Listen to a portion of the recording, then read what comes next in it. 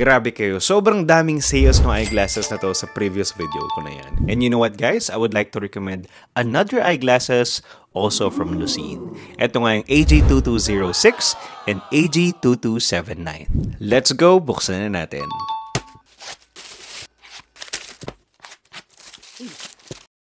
Ayan, so na-unbox na natin siya guys at yung laman ng ating box, meron yan microfiber cloth, meron tayong anti-blue light test card, at syempre yung ating blue light tester. Kapag walang salamin, yan, nasusunog niya yung papel. Pero kapag may eyeglasses tayong suot or nilagay natin yung eyeglasses dyan, tignan nyo yan.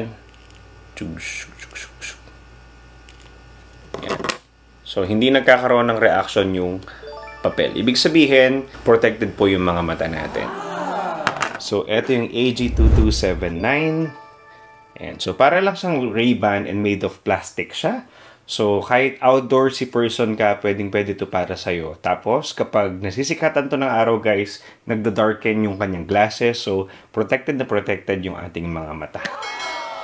Next is yung 2206 naman. So, ito yung itsura niya. Mas mahal lang siya ng around 30 pesos, pero sobrang sulit na nun for this kind of glass. Fit na natin. Yan.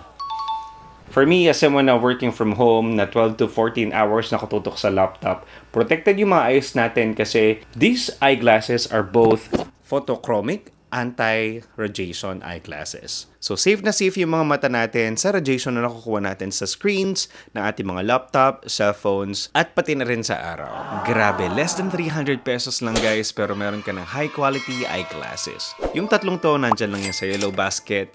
Check out mo na yan.